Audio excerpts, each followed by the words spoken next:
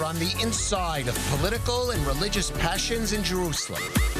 Breaking down the financial trends shaping the global economy, giving you key context, not just headlines. With the stories from Israel that touch the U.S. and those across the region with impact far beyond its borders. Sunday to Thursday on I-24 News. Catch the rundown, where the Middle East meets the world.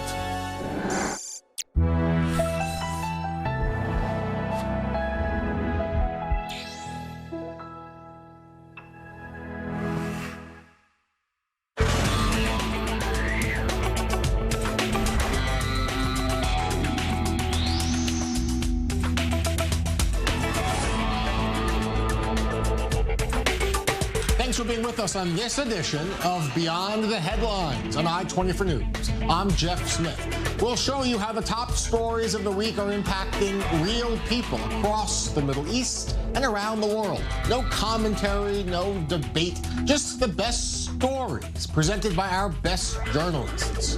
An I-24 News special report, a road trip on one of the most isolated stretches of highway in Israel, overseen by the IDF because of terror concerns. Road 10 is a 100-mile stretch of asphalt which parallels the security fence dividing Israel and Egypt. The route is normally a closed military zone because of the threat of cross-border attacks by ISIS, but it's open on certain holidays like Passover. Correspondent Pierre Clochendler took a drive. This is an operational area under IDF control. A peaceful border, but still a dangerous one because of the Islamic State in Sinai. Have a good trip. We're entering a closed military zone with no name. Only the 100-mile stretch of dusty asphalt ribbon bears one, Road 10, a line carving its way from the land of living into a land of no return, a one-way drive in a moonlight landscape. Just drive forward along the 15-foot-high security barrier which seals the border before the road closes at 4 p.m. It is said that only birds know no borders. Which side are we on?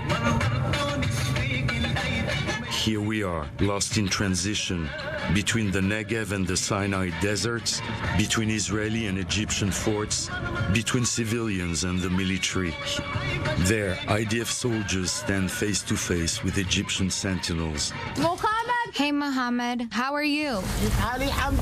Thank God, all good. These Egyptian sentries are convicts. They've been given a choice, either be posted at the border or be behind bars. What's out there? Nothing, except glaring skies, endless silence pierced by wind or by an engine's roar. A primordial world of peaks, of abysses, a mosaic of rocks. You need water? And all of a sudden, a well of sweet and fresh water, a flower. It's like in the beginning in Genesis. The road is closed all year long. There's no one here, so nature blossoms untouched. Road 10 is closed except for certain holidays, when it turns into a road movie in a Hollywood set. We live a dream.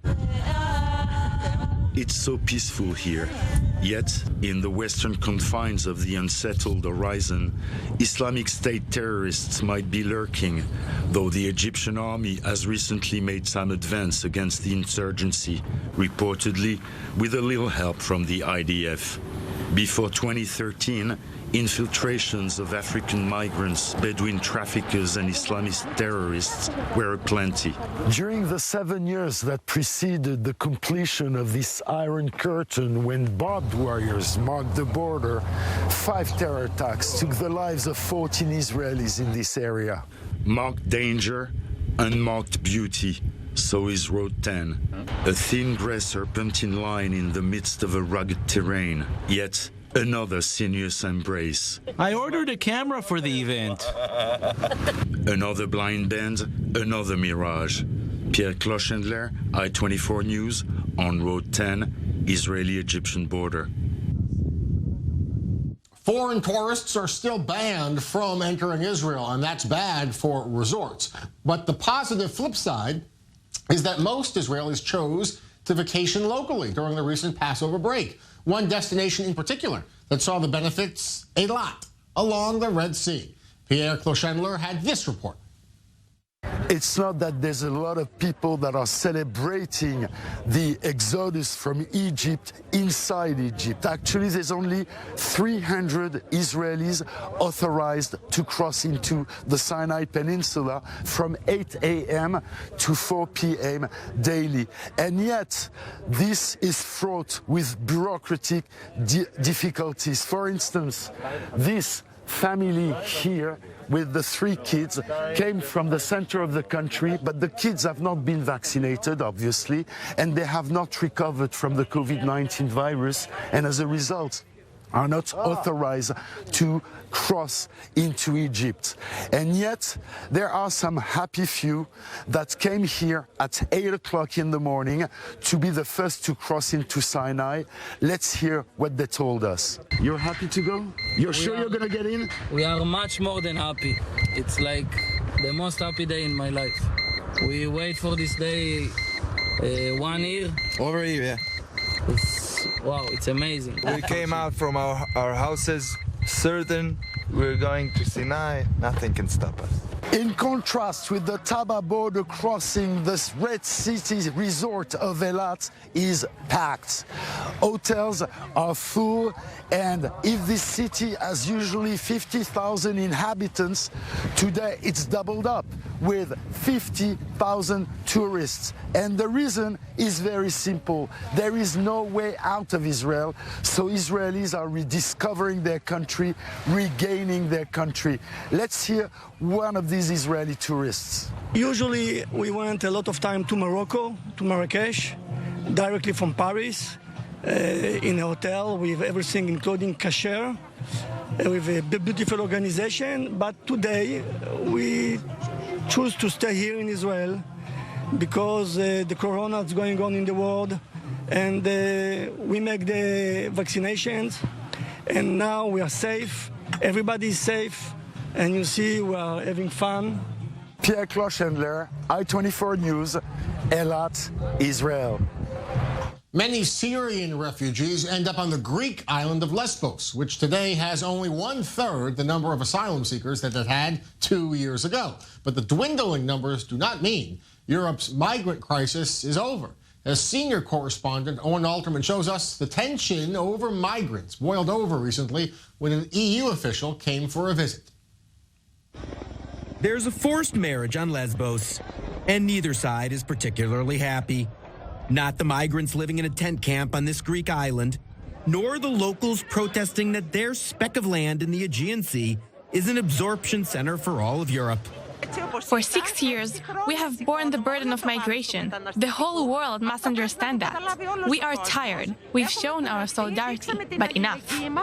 With the locals out protesting Monday during the visit by the European Union official responsible for migrants. I can understand that that everybody has a limit to their patience, and I understand that this limit is close, also here on Lesbos and in some other areas. And that's why it's urgent also to find the new reception centers and also new political solutions. A specific complaint on Lesbos is a plan to build that new reception center, a more permanent migrant camp, after the old one burned down last year. Of course, the migrants themselves are also upset about what they see as poor living conditions. Activist groups like Doctors Without Borders agree. For its part, the UN refugees body has claimed that the Greek government is improperly trying to push migrant boats back to Turkey. We strongly deny that the Greek Coast Guard has been ever involved in pushbacks. Greece is fully adhering to international and European law, but at the same time, we need to be clear that countries have borders.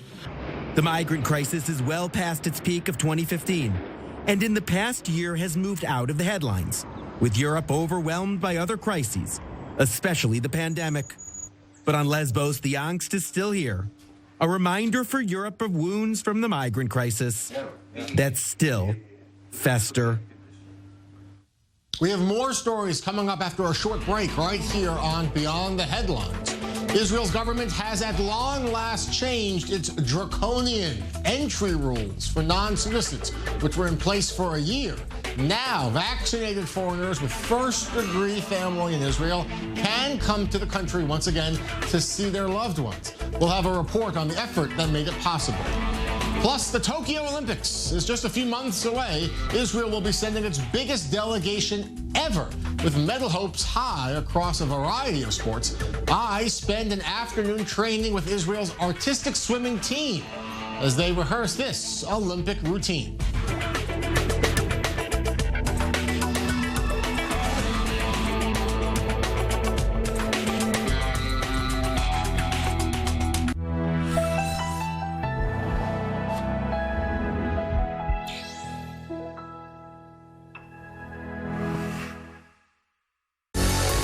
We're on the inside of political and religious passions in Jerusalem, breaking down the financial trends shaping the global economy, giving you key context, not just headlines.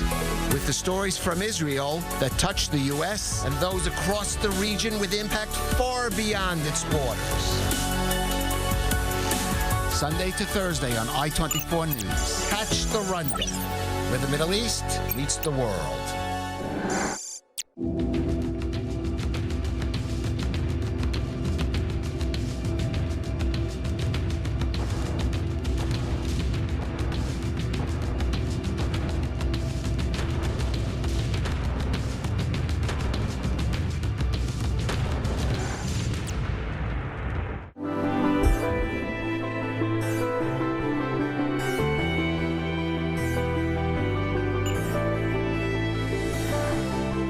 Discover I-24 News Radio. Now you can listen to I-24 News anywhere, anytime, for free. I-24 News Radio is the audio live stream of the television network with world headlines every 30 minutes starting from 7 a.m. Tune in for top news, magazines editions while in the car, in your office. Join us from your smartphone, tablet, or desktop to stay connected in the Middle East and around the world. Don't wait any longer. Head to our website or mobile application and click on I-24 News Radio to subscribe.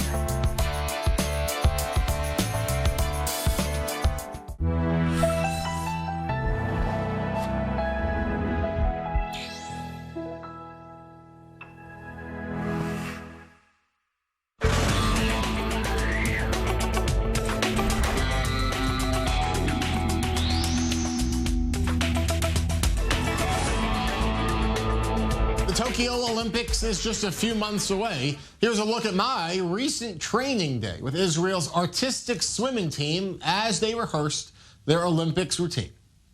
Above the water, it is